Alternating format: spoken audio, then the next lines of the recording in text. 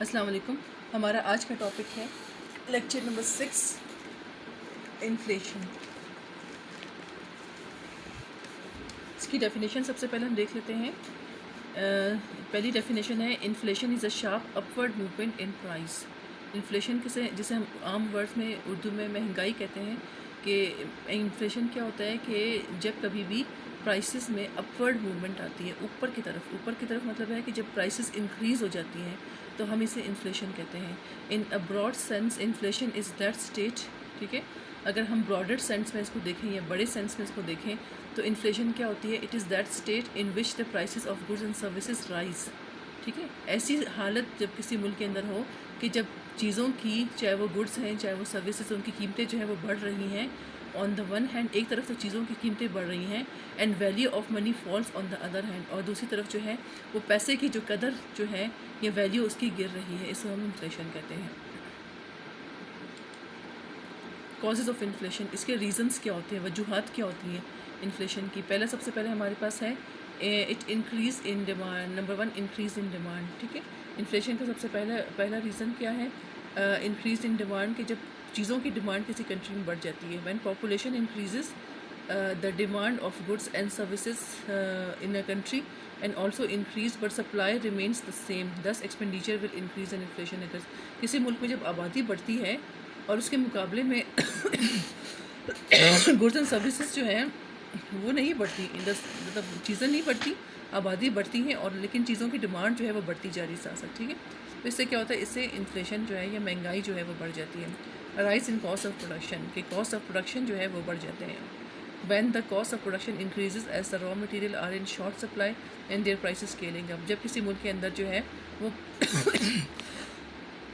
Goods and services बनाने की जो कॉस्ट है वो इंक्रीज़ हो रहे हैं, जो रॉ मटेरियल है वो कम हो रहा है या उसकी सप्लाई जो है वो शॉर्ट हो रही है, तो क्या होता है कि फिर प्राइसेस जो है वो बढ़ जाती हैं।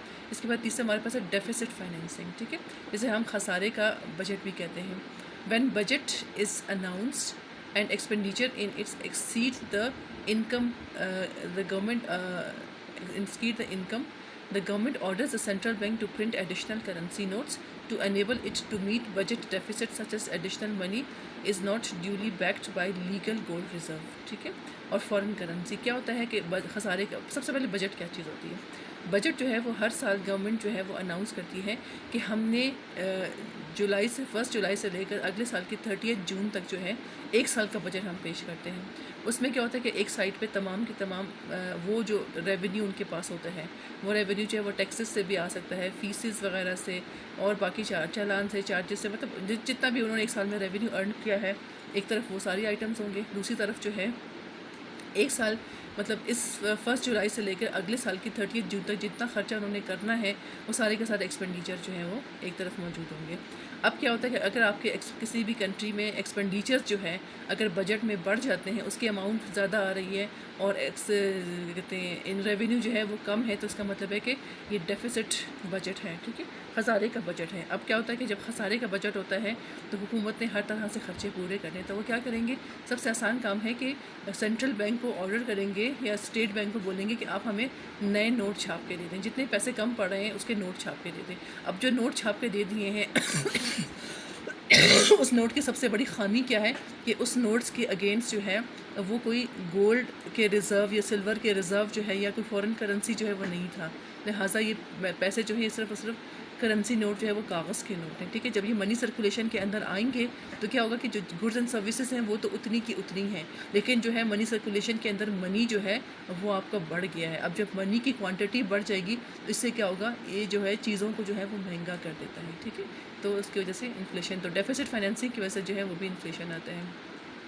इसके बाद है deficit and balance of payment. Balance of payment क्या होते हैं कि हर मुल्क जो है वो ट्रेड या तिजारत करता है, ठीक है, दूसरे कंट्रीज़ के साथ। जो चीज़ें उनके पास अपनी ज़रूरत से ज़्यादा होती है वो उनको एक्सपोर्ट कर देता है, ठीक है। जब हम एक चीज़ें एक्सपोर्ट करते हैं तो हमें पैसे मिलते हैं। फ़ॉरेन एक्सचेंज हम अर्न करते हैं, और जो चीज़ें हमारे मुल्क में कम हैं वो सारी की सारी हमें बाहर से मंगवानी पड़ती हैं, ठीक है। तो जो चीज़ें हम बाहर से मंगवाएंगे वो हमारे लिए इम्पोर्ट होगा, इम्पोर्ट के लिए हमें पैसे खर्च करने पड़ते हैं, ठीक है। और अगर हम एक्सपोर्ट करेंगे तो हमें रेवेन्यू मिलता है, ठीक है। तो बैलेंस ऑफ पेमेंट क्या है, इम्पोर्ट और एक्सपोर्ट्स का डिफरेंस है, ठीक है। तो अगर हमारी इम्पोर्ट्स जो है वो ज़्यादा है और हमारा एक्सपोर्ट्स कम है तो क्या होगा, हम बोलेंगे हमारा बैलेंस ऑफ पेमेंट जो है वो खसारे का है, डेफिसिट है, ठीक है। तो when balance of payment of a country is higher as compared to its export and it will face deficit in balance of payment, the value of its currency fall is more foreign imports. This situation creates inflationary trend, ठीक है। जब किसी मुल्क के अंदर जो है वो इम्पोर्ट के आइटम्स ज़्यादा होंगे, एक्सपोर्ट्स के आइटम्स कम होंगे, तो क्या होगा, उसकी वजह से इन्फ्लेशन हो जाती है। नेक्स्ट हमारे पास है increase in supply of money, कि जब वही बात है कि सप्लाई ऑफ मनी क्या चीज़ है, कि जब नए नए नोट छापने शुरू कर दे गवर्नमेंट, ठीक है, अपने खर्चे पूरे करने के लिए, इसका मतलब क्या है कि फिर मुल्क में इन्फ्लेशन आ जाती है। नेक्स्ट है डिवैल्यूएशन, मतलब डिवैल्यूएशन का मतलब तो पैसे की कदर को कम कर देना, ठीक है। जब कोई मुल्क जो है वो अपनी होम करेंसी को, अपने मुल्क की करेंसी को जो है वो बाहर की करेंसी जैसे कि डॉलर के मुकाबले में उसकी कदर कम करना शुरू कर दे, इससे भी जो है वो इन्फ्लेशन आ जाती है। ओवर पॉपुलेशन, जब किसी मुल्क की आबादी बहुत ज़्यादा बढ़ जाती है, ठीक है, तो क्या होता है, और रिसोर्सेज नहीं बढ़े, ठीक है, तरक्की नहीं हुई लेकिन आबादी बढ़ती जा रही है, तो क्या होता है कि फिर वहाँ पे इन्फ्लेशन आ जाती है। इंपोर्ट ऑफ मशीनरी का मतलब है कि हर मुल्क जो है वो इंडस्ट्रियल डेवलपमेंट के लिए मशीनरीज जो है उसको चाहिए होती है। अगर हमारे पास मशीनरी नहीं है तो हमें क्या करना पड़ेगा, हमें बाहर से मंगवानी पड़ेगी। जब हम चीज़ें बनाने के लिए मशीनरीज भी बाहर से इंपोर्ट करेंगे तो क्या होगा कि जब हम उसमें चीज़ें बनाएंगे तो वो हम उसको महंगी बेचेंगे, ठीक है। तो ये भी इन्फ्लेशन का एक रीज़न है। Political instability, if a country lacks political instability, foreign and local investors hesitate to invest money, which is cause of inflation. जब किसी मुल्क के अंदर पॉलिटिकल इंस्टेबिलिटी मतलब इंतशार होता है, लड़ाई झगड़े फसाद ये पार्टियों का आपस में, तो इससे क्या होता है, इससे जो बाहर के इन्वेस्टर्स होते हैं या लोकल इन्वेस्टर्स होते हैं जो कि पैसे इन्वेस्ट करते हैं, वो लोग जो है वो डरते हैं कि जी हम यहाँ पे पैसे इन्वेस्ट करेंगे, यहाँ तो इतने हालात ख़राब हैं, इसकी वजह से हमें नुकसान हो जाएगा। तो फिर क्या होता है कि वो इन्वेस्टमेंट से हाथ रोक लेते हैं, जिसकी वजह से महंगाई हो जाती है। उसके बाद नेक्स्ट हमारे पास है international inflationary trend. One of the major cause of inflation is international inflationary trend, every country is suffering badly from, ठीक है। अब क्या होता कहते हैं कि जी इन्फ्लेशन जो है वो सिर्फ और सिर्फ हमारे मुल्क में नहीं है, बल्कि ये हर जगह है, दुनिया के हर हिस्से में, हर कोने में, हर मुल्क में है, क्योंकि ये इंटरनेशनल जो है वो एक ट्रेंड है, इन्फ्लेशनरी ट्रेंड आया हुआ है कि जी दुनिया का हर मुल्क जो है वो इन्फ्लेशन की वजह से सफ़र कर रहा है, हर जगह महंगाई है, ठीक है। तो हम कहते हैं कि ये इंटरनेशनल इन्फ्लेशनरी ट्रेंड है जिसकी वजह से इन्फ्लेशन जो है वो हर जगह फैला हुआ है। इसके बाद नेक्स्ट हमारे पास है मेजर टू कंट्रोल इन्फ्लेशन, अगला टॉपिक कि हमने इन्फ्लेशन को कैसे कंट्रोल करना है। इसके पास कंट्रोल करने के लिए हमारे पास 3 तरीके हैं, मॉनेटरी मेजर्स हैं, फिस्कल मेजर्स हैं, अदर मेजर्स हैं, ठीक है। पहला हमारे पास क्या है, मॉनेटरी मेजर्स, मतलब मॉनेटरी जो है वो मनी से रिलेटेड है। तो पहला हम मनी से रिलेटेड क्या काम करते हैं, मॉनेटरी पॉलिसी, अपनी मॉनेटरी पॉलिसी जो है उसके बदौलत जो है हम अपनी किसी कंट्री के अंदर इन्फ्लेशन को कंट्रोल कर सकते हैं। One of the important monetary measure is monetary policy, ठीक है। मॉनेटरी पॉलिसी का मतलब है कि जब हम अपनी मनी से रिलेटेड पॉलिसी बनाते हैं तो उसके थ्रू जो है हम इन्फ्लेशन को कंट्रोल कर सकते हैं। Central bank adopts a number of methods to control the quantity and quality of credit, ठीक है। पैसों को, क्रेडिट को, उसी क्वांटिटी को, उसी क्वालिटी को कंट्रोल करने के लिए सेंट्रल बैंक क्या करता है, कुछ तरीके जो है वो अडॉप्ट करता है। जैसे कि नंबर 1 है रेजेस द बैंक रेट, ठीक है, बैंक रेट बढ़ा देता है, सिक्योरिटीज़ को ओपन मार्केट में सेल करता है, रेजेस द रिज़र्व रेशो को जो है वो बढ़ा देता है, adopt number of credit control measures, ठीक है, क्रेडिट कंट्रोल मेजर्स के तरीके अडॉप्ट करता है। इसके बाद सेकंड हमारे पास है demonetise currency of higher denomination. Higher denomination का मतलब है बड़े बड़े नोट, जैसे कि 5000 का नोट, 1000 का नोट, ठीक है। और डिनोमिटाइज का मतलब होता है उसकी वैल्यू को कम करना, ठीक है। One of the monetary measure is to demonetise currency of higher denomination, ठीक है।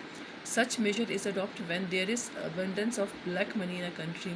तो क्या कहते हैं कि जी बड़े बड़े जो नोट होते हैं अगर हुकूमत उनको ख़त्म कर लेती है तो इसकी वजह से किसी भी मुल्क के अंदर जो है वो एक तो इन्फ्लेशन जो है वो कंट्रोल भी होती है, और दूसरे ये जो ब्लैक मार्केट मनी होता है, काला धन जिसे हम कहते हैं, जो लोग जो बड़े बड़े ओहदों पे लोग होते हैं अपने ओहदों का नाजायज़ फ़ायदा उठा के जो मनी जो है वो लाखों करोड़ों रुपए जो है वो छुपा लेते हैं, चुरा लेते हैं। तो वो क्या करते हैं, जब इनको सेव करते हैं तो बड़े बड़े नोटों की शक्ल में करते हैं। तो क्या होता है कि अगर गवर्नमेंट जो है वो बड़े बड़े नोट ख़त्म कर दे तो क्या होता है कि लोग उनको इतनी ज़्यादा क्वान्टिटी ऑफ मनी को जो है वो छुपा के नहीं नहीं रख सकते। तो ब्लैक मनी जो है वो इससे ख़त्म की जा सकती है। इशू ऑफ न्यू करेंसी, ठीक है, न्यू करेंसी इशू करके भी हम कंट्रोल कर सकते हैं इन्फ्लेशन को। Most extreme monetary measure is to issue a new currency in place of old one, कि अगर हम करेंसी नोटों को रिप्लेस कर दें, पुराने नोट ख़त्म करके नए नोट छाप लें, इससे भी जो है हमारी इन्फ्लेशन जो है वो कंट्रोल हो सकती है। Under this system new note is exchange for old notes, ठीक है। उसके बाद नेक्स्ट हमारे पास है reduce expenditures on non development activities. Non development activities क्या होती हैं? ऐसे एक्टिविटीज़ के जिनसे हमें कोई फ़ायदा नहीं पहुंचता, ठीक है, लेकिन हमें वो एक्टिविटीज़ परफॉर्म करनी पड़ती है। Government should reduce unnecessary expenditures on non development activities such as administrative expenditures, interest payment, health, defence etcetera, ठीक है। गवर्नमेंट को जो है नॉन डेवलपमेंट एक्टिविटीज़ ऐसी एक्टिविटीज़ होती हैं कि जिससे कोई फ़ायदा नहीं पहुंचता, ठीक है, लेकिन फिर भी हमें खर्चा करना पड़ता है। जैसे कि हेल्थ पे गवर्नमेंट को किसी कंट्री में हेल्थ पे खर्च करना पड़ता है, डिफेंस पे खर्च करना पड़ता है। अच्छा, एडमिनिस्ट्रेटिव, जैसे कि वज़ीर आज़म जो है उसके हाउस का खर्चा हो गया, या जो है वज़ीर आला हाउस का खर्चा हो गया, तो इन चीज़ों को जो है वो कम से कम करना चाहिए, कंट्रोल करना चाहिए। इससे जो है वो इन्फ्लेशन कंट्रोल होती है। इसके बाद है increase taxes on personal consumption commodities. Personal consumption commodities क्या होती है? जो आम सारिफिन जो आम चीज़ें इस्तेमाल करते हैं, ठीक है, सारी की सारी पर्सनल कमोडिटीज़ हैं। इस पर टैक्स बढ़ा देना चाहिए, ठीक है। लोग जो है वो क्या करते हैं, जब चीज़ें सस्ती होती है तो लोग उसको ज़्यादा ख़रीदेंगे, ठीक है, कंजम्पशन ज़्यादा करेंगे। जब उन पर टैक्स लगा देंगे तो क्या होगा, फिर लोग चीज़ों को ख़रीदना कम कर देंगे। तो इस तरह जो है वो कंट्रोल हो सकती है। नेक्स्ट हमारे पास है encourage people to save money. लोगों को जो है वो क्या करना चाहिए, उनको मोटिवेट करना चाहिए कि वो पैसों को सेव करें, मुझे ऐसे कि वो ख़र्चा करें, चीज़ों को हर चीज़ ख़रीदें, ठीक है, कंजम्पशन करें, बल्कि उसके बजाय वो सेविंग करना शुरू कर दें। Another measure is to encourage people to save money. This will tend to reduce disposable personal income with the people and hands personal consumption expenditure. तो क्या होगा कि जब लोगों को बोलेंगे कि अभी पैसे सेव करना शुरू करें, तो वो क्या होगा, तो डिस्पोजेबल पर्सनल इनकम जो है उसको वो क्या करेंगे, उसको उसमें से वो सेविंग करना शुरू कर देंगे, ठीक है। नेक्स्ट हमारे पास है government should have surplus budget. Government को सरप्लस बजट बनाना चाहिए। सरप्लस बजट का मतलब क्या है? मुनाफे का बजट। कैसे होता है कि एक तरफ हमारे पास बजट में एक्सपेंडिचर्स हैं और एक तरफ हमारे पास कौन से आइटम्स हैं, हमारे पास रेवेन्यू आइटम्स हैं, ठीक है। तो अगर किसी भी उसमें कंट्री में जो बजट होता है, अगर उसमें रेवेन्यू जो है वो एक्सीड करता है एक्सपेंडिचर्स को, उसका मतलब है कि ये हमारे पास सरप्लस बजट है। Another important measure is to adopt anti inflationary budgetary policy due to which government instead of deficit financing go for surplus budget, which means collecting more revenue and spend less. At the same time it should stop repayment of public debts temporary till inflation is control, ठीक है।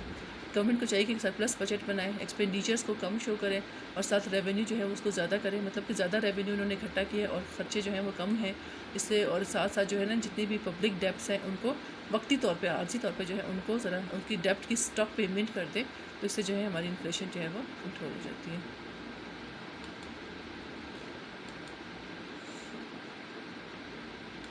उसके बाद next हमारे पास है other major. Other major में क्या है? To increase production of essential consumer goods, ठीक है। ये कहते हैं जितने भी कंज्यूमर गुड्स है वो वजह से कि आप बाहर से इंपोर्ट करें, उससे बेहतर है कि आप उसके लिए रॉ मटेरियल इंपोर्ट करें और अपने कंट्री के अंदर जो है उसकी प्रोडक्शन करें और बाहर से कोई चीज़ मत मंगवाएं। जैसे कि one of the most important measure is to control inflation is to increase production of essential consumer goods like food, clothing, kerosene oil, sugar, vegetable etcetera, ठीक है। ये तमाम चीज़ें अपने मुल्क के अंदर बनाएं ताकि जो है वो कम कीमत में कंज्यूमर्स को प्रोवाइड कर सकें। उसके बाद rationalization policy. The policy of rationalization of industry should be adopted as long term measure, ठीक है। रैशनलाइजेशन पॉलिसी जो है वो अडॉप्ट करनी चाहिए। रैशनलाइजेशन पॉलिसी क्या होती है कि एक ऐसी पॉलिसी है इंडस्ट्रियलाइजेशन में कि जिसमें यूज़ करते हैं ब्रेन, ब्रॉन और बुलियन, ठीक है। ये हमारे पास एक मुहावरा होता है, ब्रेन, ब्रॉन और बुलियन का मतलब, ब्रेन का होता है कि ऐसे लोगों को इस्तेमाल करना चाहिए जिनके पास ब्रेन है, इंटेलिजेंट है। ब्रॉन का मतलब है ह्यूमन रिसोर्स और बुलियन का मतलब होता है कैपिटल, ठीक है। इन तीनों चीज़ों का इस्तेमाल करके ऐसे पॉलिसीज़ बनानी चाहिए कि जिससे इंडस्ट्रियल डेवलपमेंट पे उस तरक्की होती है। नेक्स्ट हमारे पास है to control wage price spiral, ठीक है। वेज प्राइस स्पाइरल क्या होता है कि वेजेस जो हैं वो क्या होता है कि अगर हम कभी किसी कंट्री के अंदर इन्फ्लेशन बढ़ जाती है तो जो लेबर होती है वो भी शोर मचाना शुरू कर देती है कि जी हमारा जो वेज है उसको भी बढ़ाया जाए, ठीक है। अगर उनकी यूनियन स्ट्रॉन्ग होती है तो वो मैनेजमेंट को प्रेशराइज़ करती है कि जी वेजेस बढ़ा दिए जाए, ठीक है। तो अगर वेजेस बढ़ा दिए जाते हैं तो इससे क्या होता है कि कंपनीज़ को जो है वो नुकसान होता है, उनके एक्सपेंडिचर जो है वो बढ़ जाते हैं। इसको थोड़ा सा देख लेते हैं। To control wage price spiral, government should freeze wage income, profit, dividend, bonus etcetera for a temporary short period. जब भी किसी मुल्क के अंदर महंगाई होती है तो गवर्नमेंट को क्या करना चाहिए, उसको वेजेस को, इनकम को, प्रॉफिट को, डिविडेंड्स को, बोनसेस को, इन सब को वक्ती तौर पे एक जगह इनको फ्रीज कर देना चाहिए कि ये चीज़ें नहीं बढ़ेंगी। The best course is to link increase in wage with to increase in productivity. ठीक है, मतलब कि वेजेस जो है वो बढ़नी चाहिए किसके साथ, प्रोडक्टिविटी के साथ। जब प्रोडक्शन बढ़ जाए, उससे जो है वो बिज़नेस कंपनीज़ को प्रॉफिट ज़्यादा हो तो वो अपने लेबर को तब आप उनका वेज इंक्रीज़ करें, बजाय के बगैर किसी वजह के लेबर का जब हम वेज इंक्रीज़ करते हैं तो उससे जो है इन्फ्लेशन मज़ीद बढ़ जाती है। Wage price spiral represent a vicious circle process in which wage increases cause price increases. Wage price spiral जो है वो एक विशियस सर्कल है। विशियस सर्कल ना मनहूस चक्कर होता है, ठीक है, जिसमें वेजेस जो है वो हमेशा बढ़ती हैं किसके, प्राइसेस के साथ साथ। जैसे जैसे इन्फ्लेशन बढ़ती है साथ साथ जो है वो वेजेस भी बढ़ जाती हैं, बढ़ानी पड़ती है। उसके बाद नेक्स्ट हमारे पास है इफ़ेक्ट ऑफ इन्फ्लेशन, टॉपिक है ये। तो उसके इफ़ेक्ट क्या है इन्फ्लेशन के, सबसे पहले हमारे पास है डेटर्स एंड क्रेडिटर्स। ठीक है, डेटर्स पे क्या इफेक्ट होता है, क्रेडिटर्स पे क्या इफेक्ट होता है। During inflation debtors gain and creditors lose. जब इन्फ्लेशन आती है, महंगाई होती है, तो जो डेटर्स होते हैं, कर्जदार होते हैं, जिन्होंने कर्जा लिया था उनको फ़ायदा होता है और क्रेडिटर्स को नुकसान होता है। कैसे, व्हेन प्राइसेस राइजेस, जब कीमतें बढ़ती हैं, the value of money falls. जब कभी भी कीमतें बढ़ती हैं, उसका दूसरा इफेक्ट क्या होता है कि जब कीमतें बढ़ी होती हैं तो उसका मतलब होता है कि मनी की वैल्यू जो है वो कम होती जा रही है। तो debtors return the same amount of the money but they pay less in terms of goods and services. तो डेटर जो है उनको क्या करना पड़ता है, वो अमाउंट ऑफ मनी तो उतनी ही पे करेंगे जितना उन्होंने कर्ज लिया था, लेकिन अब जो उन्होंने मनी पे किया उसकी वैल्यू तो रिड्यूस हो चुकी है। क्रेडिटर्स लूज़, क्रेडिटर्स को नुकसान होता है because they got back the same amount of money. Creditors को क्यों नुकसान होता है, उन्होंने जितना दिया था उनको उतने ही अमाउंट ऑफ मनी तो वापस मिले हैं, लेकिन अब जो उनको मिला है उसकी क्वांटिटी जो है वो पहले के मुकाबले में रिड्यूस है। They receive less in real terms, तो असल में उनको कम पैसे मिलते हैं। सैलरीड पर्सन, सैलरीज वर्कर्स जो है वो क्या होता है, salaried workers lose when there is inflation. जब भी महंगाई होती है, जो तनख्वाहदार तबका होता है वो सबसे ज़्यादा पिसता है। क्यों, क्योंकि उनकी तनख्वाहों में इजाफा नहीं होता, वो उतनी की उतनी ही रहती हैं। इसके बाद नेक्स्ट हमारे पास है number 3, veg earners. Veg earners जो है, जो कि लेबर होते हैं, वो फ़ायदे में भी हो सकते हैं, नुकसान में भी। अच्छा, वेज अर्नर्स मे गेन और मे लूज़। ठीक है, वो फ़ायदे में भी हो सकते हैं, नुकसान में भी। They gain if their trade unions help them to link their wages to cost of living index. अगर इनकी जो ट्रेड यूनियंस हैं मजबूत हैं, वो मैनेजमेंट को, किसी भी कंपनी की मैनेजमेंट को, उनको मजबूर करके जो है उनसे वेज रेट्स बढ़ा लें, तो फिर तो हमारे जो वेज अर्नर्स हैं ये फ़ायदे में हैं। But when the union have entered into contractile wage, the workers lose when prices continue to rise. लेकिन अगर जो यूनियंस हैं उन्होंने कॉन्ट्रैक्ट किया हुआ है कि जी ये वेजेस जो ये इतने अरसे के लिए जो है सेम रहेंगे, तो फिर क्या होता है कि फिर वेज अर्नर्स को नुकसान होता है। Fix income group, fix income group में कौन कौन आते हैं, इसमें आते हैं पेंशनर्स, जिनको पेंशन मिलती है, रिसीप ऑफ इंटरेस्ट, वो जो जिनके बैंक में फ़िक्स डिपॉजिट पैसे पड़े होते हैं वहाँ से उनको वो इंटरेस्ट मिलता है। एंड रेंट रिसीवर, ये जिन्होंने घर किराए पे दिए होते हैं या कोई प्रॉपर्टी किराए पे दी हुई है और उनको रेंट मिलता है। ठीक है, ये तीनों जो है वो फिक्स्ड इनकम ग्रुप में आते हैं। All such person lose because they receive fixed payment. ये तमाम के तमाम नुकसान में रहते हैं क्योंकि इनको फिक्स्ड अमाउंट ऑफ मनी मिलती है, तो इन्फ्लेशन से इनको कोई फ़ायदा नहीं पहुँचता।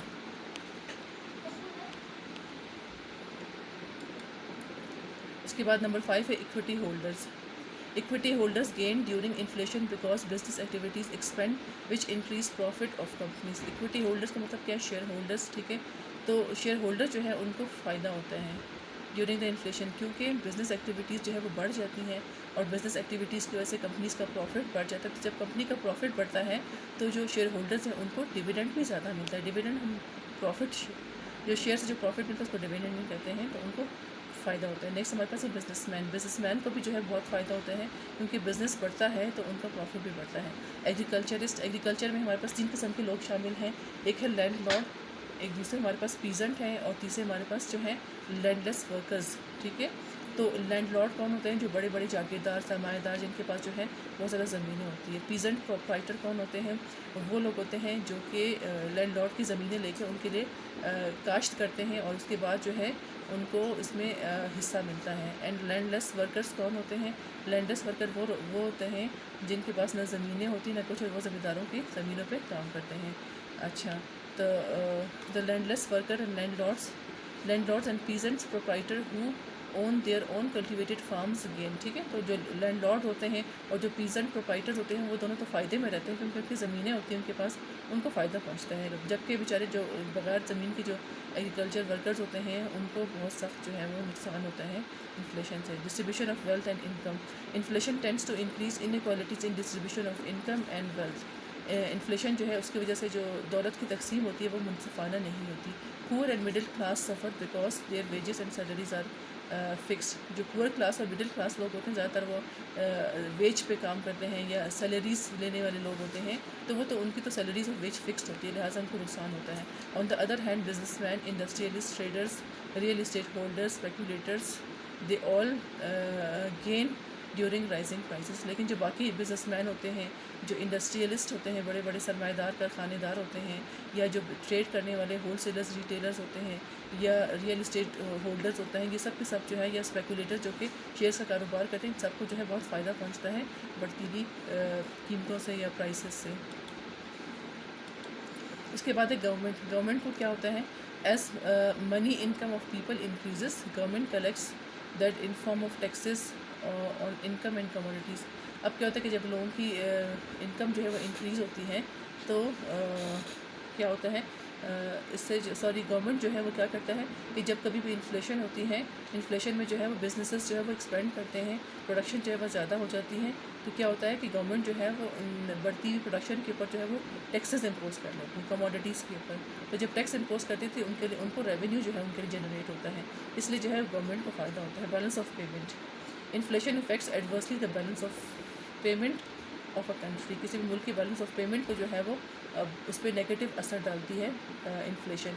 When prices more rapidly increase in home country than in foreign country, products becomes costly in home country as compared to foreign country। जब कभी भी किसी मुल्क में महंगाई बढ़ती है इसका मतलब है कि चीज़ें जो है वो फॉरेन कंट्री के मुकाबले में इस मुल्क में महंगी हो जाती हैं। This tends to increase import and reduce exports. तो फिर क्या होता है कि जो लोग होती हैं वो चीज़ों की ज़रूरत चीज़ें जब बाहर मुल्क से मंगाते हैं, ठीक है, तो इससे इम्पोर्ट जो है वो हमारी बढ़ जाती हैं और एक्सपोर्ट जो है वो रिड्यूस हो जाती हैं, thereby making balance of payment unfavourable for home country. तो जो होम कंट्री होते हैं उसके लिए बैलेंस ऑफ पेमेंट जो है वो क्या होता है, वो उसका ख़राब हो जाता है, क्योंकि एक्सपोर्ट्स उसकी कम हो जाती हैं और इम्पोर्ट उसकी बढ़ जाती है।